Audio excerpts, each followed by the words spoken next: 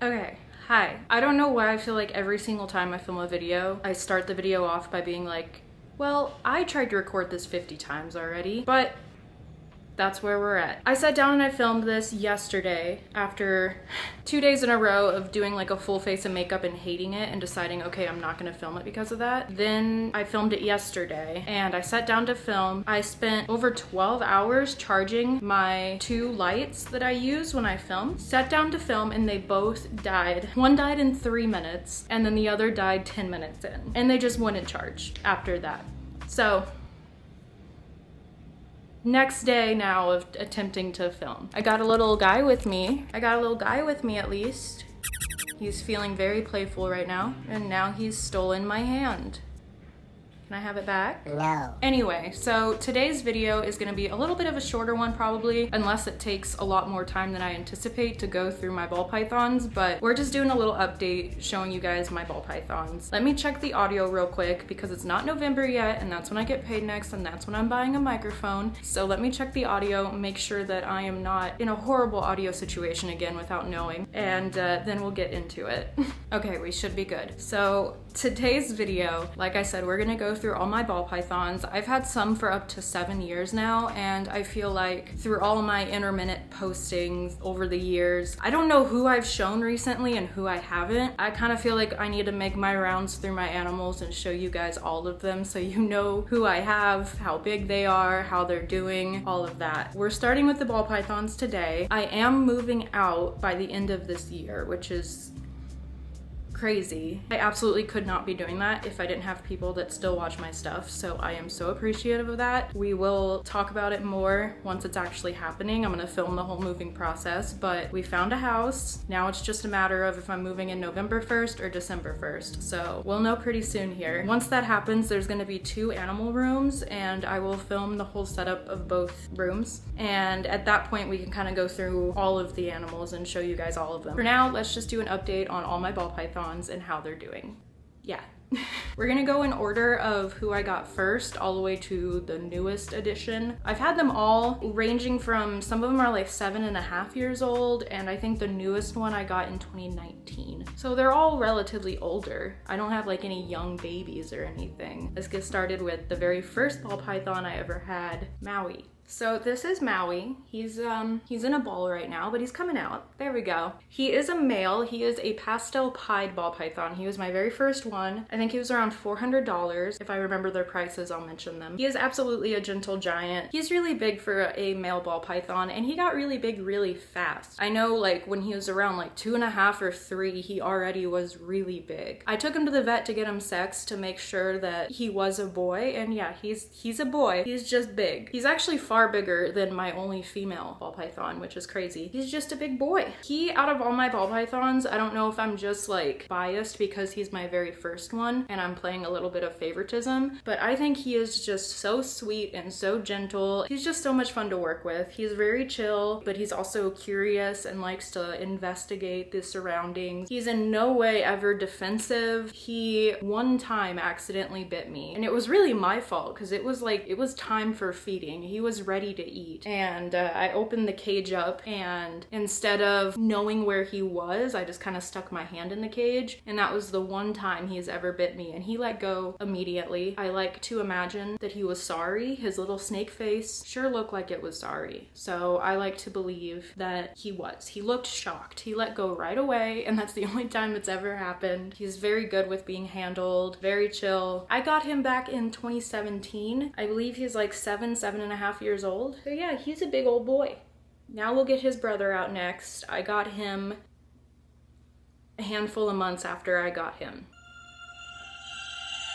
It's 3:45 p.m. and my alarm just went off to make sure I was awake. Anyway, he's a good little man.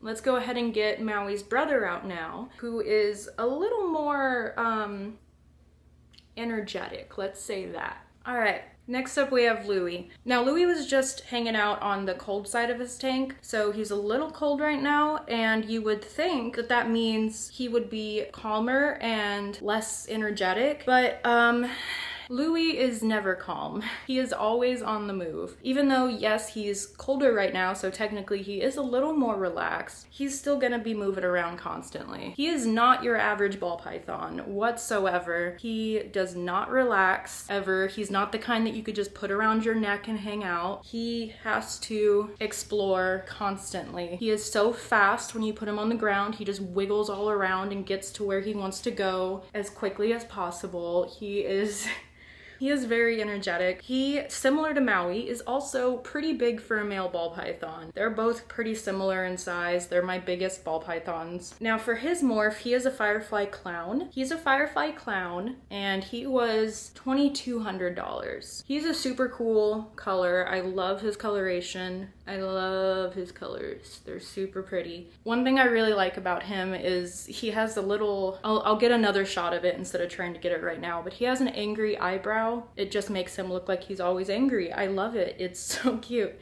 It's definitely faded a lot. It used to be super prominent when he was a baby, but it is still there. Especially from far away. When you get closer, you can really see the scales have kind of widened and it's not as prominent anymore. But it's a super funny part of his pattern. So that's Louis. He's about 7 years old too. Got him back in 2017 as well. Fun fact, that's actually when I got my Mexican black king snake. When I went to the reptile expo, I went there to get a Mexican black king snake. And I went to every table and I could not find one. But I did come across Louis, who I thought was super pretty, and I was really tempted to get him, but I was like, I want to get a Mexican black king snake so bad. I should really just keep my money aside for that. His breeder had a conversation with me and he was like, I'll tell you what, if you buy Louis, I have a friend that breeds Mexican black king snakes. I'll send you one for free. So I was like, sick.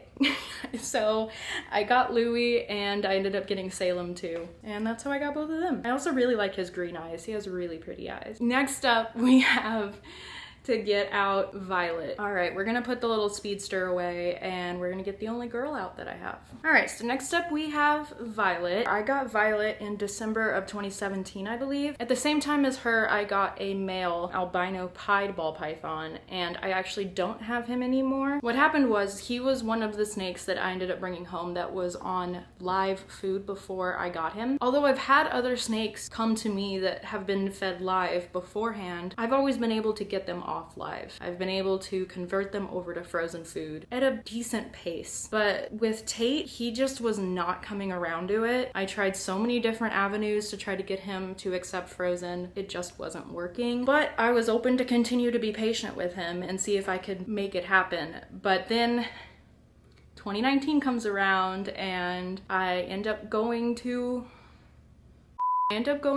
rehab, and I didn't know how long I'd be gone. My family asked me to make a list of animals that I could rehome because they didn't know how long I would be in treatment, and they had all of these animals now thrown on them to make room for in their house. It's just a lot of load on my family to have to deal with. So I made a list and I put Tate on that list because he was eating live. I tried to just choose animals that were a little more complicated in their care or whatever reason I could think of. So he made it on the list and he was rehomed, which sucks. I really liked him. He actually had a cute little pattern on him that looked like a little face. I miss him, but that's what happened to him. But like I said, I got Violet here at the same time. She's one of my smallest ball pythons and she's a girl, which is crazy. Since she's my only girl, I don't know if I'm just unaware of that they take longer to grow or something, which doesn't sound right to me. But I am curious if she ever is going to get any bigger than this. I don't know. She's already nearly 7 years old. She is a super Mojave ball python. If you remember when she was a baby, she was actually more purple. She definitely wasn't yellow like this with spots. But that's actually pretty common with most ball pythons that are born with that like purple coloration. They kind of lose it and it turns to a more yellow most of the time. So that's what happened with her, and she also developed some gray spotting all over her. I didn't know how to feel at first as I first started watching her change her colors, but I do feel like it's unique. I like it. It's different. She has a neat blend of colors now. It's super unique. I mean, unique in the sense of like different from all my other ball pythons. Most super Mojaves will look like this. It's just definitely stands out amongst my other ball pythons. She is about 7 years old, and I believe she was like $200. But yeah, she's super cute. I love her. She's super docile. She is a little shy, but I love her so much.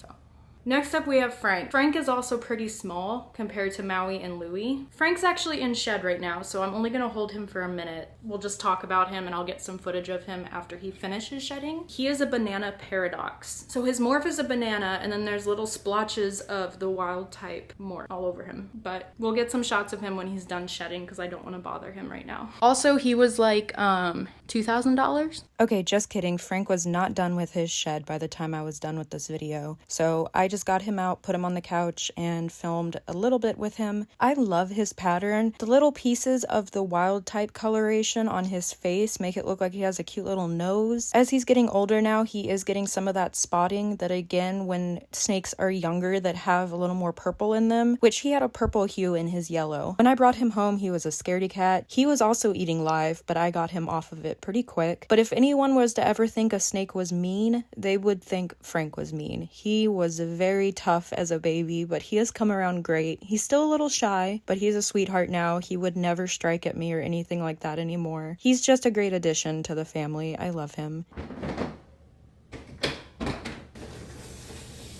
Hey, chill out. Little man was hissing when I got him out. He never does that. Hi, Bubba. So this one's like a fan favorite.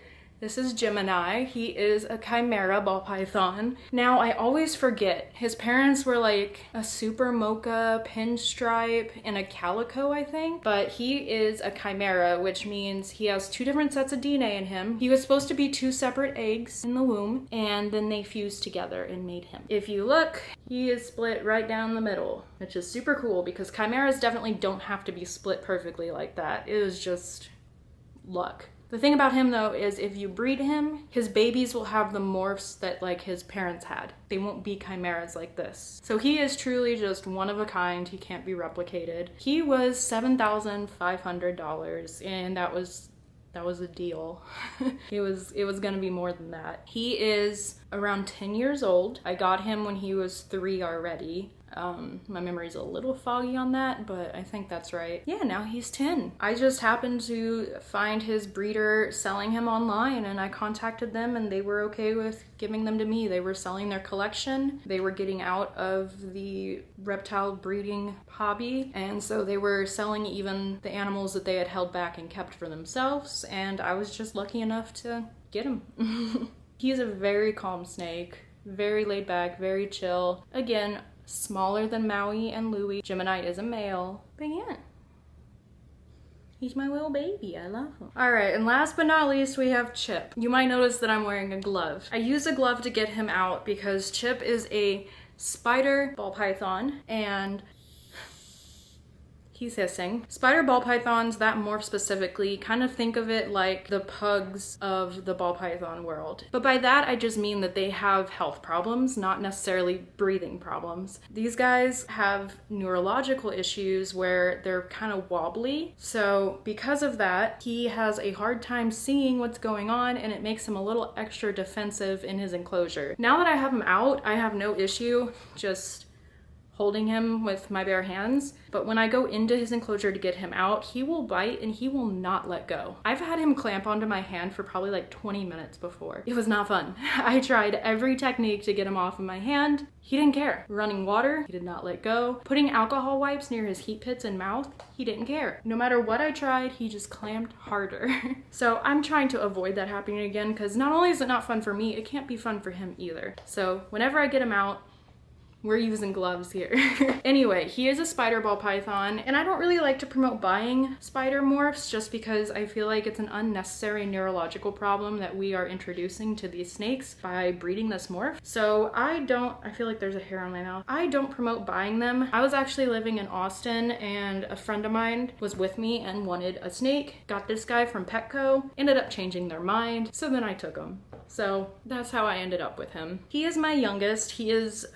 I got him in 2019, mid 2019. So he's about 5.5, going on 6, somewhere in there. He's a scaredy cat, but he's still a sweetheart. I love him, and I just try to make his enclosure and his care work for his condition to make him as comfortable as possible. Now, his wobble is not nearly as bad as it could be, and I'm very grateful for that, but it still can get progressively worse as he ages. So we'll just have to see what happens. Hopefully it stays minor like it is now, but it could go either way. you know? Yeah, that's my 6 ball pythons that I have right now. Let me know what morph you liked best. I know Gemini is an easy top contender, but you know, they all deserve love. They're all great snakes. I love them all so much. He's a little head shy. Doesn't like me poking his head. Anyway, that's the video for today. I just wanted to do a quick little video showcasing some of my ball pythons just as something to put out for now as I continue to work on my tank and now start to work on moving out. There'll be a bunch of videos coming out about the moving process and getting all my animals set up there, and I am super excited to show you guys about all that. So yeah, I'll see you guys in the next video. Thank you for watching. Bye. Ooh, he's wrapping tight. He's getting real comfy on my neck. Get my hair out from under there if I can. Ugh, what is little man doing?